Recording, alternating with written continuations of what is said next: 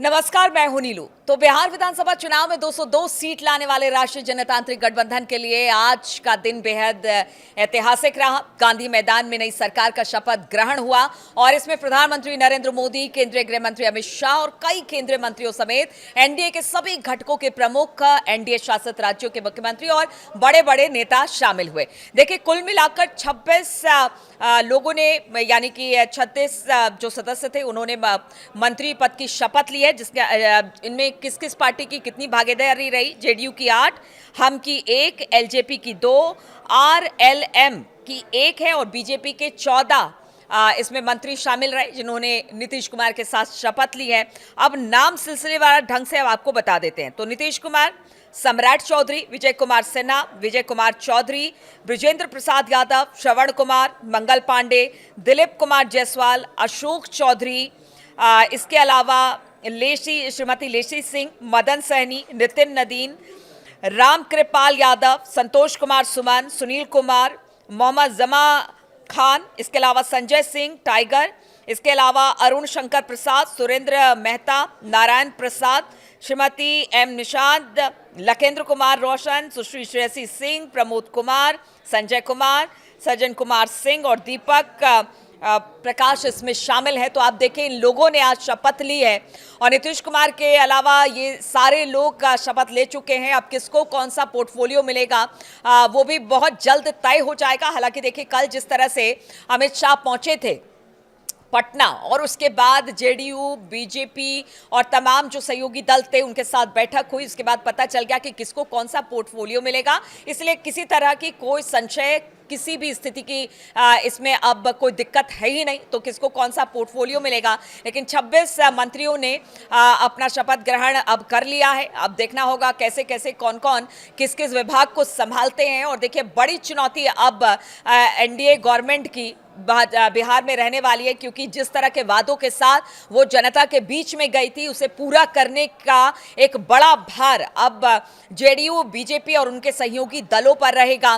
क्योंकि इसमें मुफ्त बिजली भी है, पैसा भी है, जो महिलाओं के खाते में पैसा है, बाकी लखपति दीदी है, बहुत सारे ऐसे वादे थे, इसलिए भार बहुत ज्यादा है। लेकिन अब देखना होगा कि जो मंत्री अपने पोर्टफोलियो को संभालेंगे वो किस तरह से अपने काम को अंजाम देते हैं। क्योंकि हमने देखा है, जब भी बीजेपी या फिर एनडीए कहीं पर भी अपनी सरकार बनाती है, तो उसके दूसरे दिन से, जिस दिन मुख्यमंत्री पद की शपथ ली जाती है या तमाम मंत्री अपना शपथ लेते हैं, उनका कामकाज शुरू हो जाता है। और इस बार तो ऐतिहासिक है।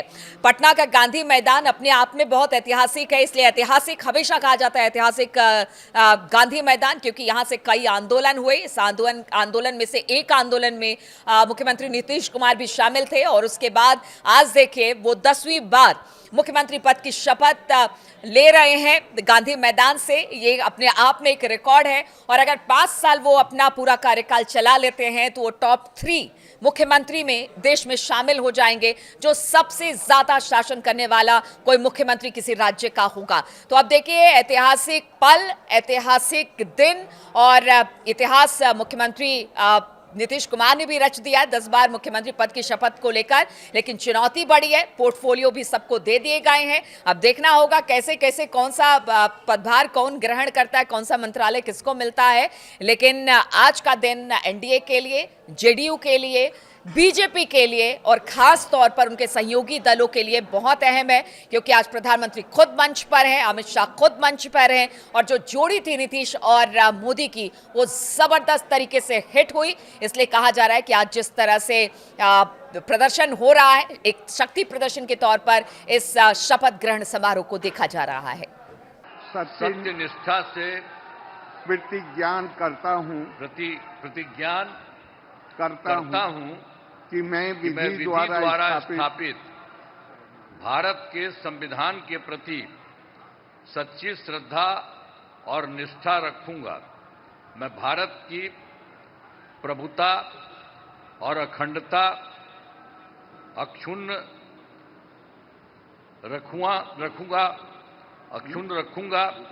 मैं बिहार राज्य के मुख्यमंत्री के रूप में मैं अपने कर्तव्यों का श्रद्धापूर्वक और शुद्ध अंतःकरण से निर्वहन करूंगा।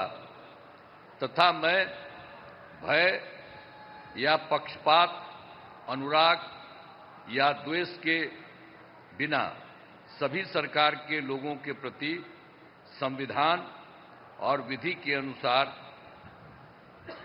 न्याय करूंगा। मैं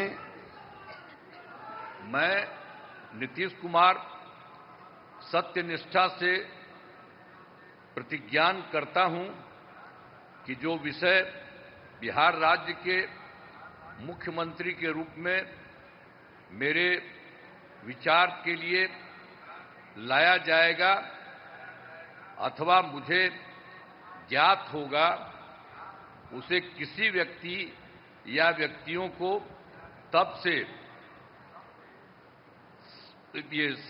सिवाय जबकि ऐसे मुख्यमंत्री के रूप में अनेक कर्तव्यों के सम्यक और निर्वहन के लिए ऐसा करना अपेक्षित हो, मैं प्रत्यक्ष अथवा अप्रत्यक्ष रूप से संसूचित या प्रकट नहीं करूंगा। धन्यवाद। धन्यवाद। बधाई।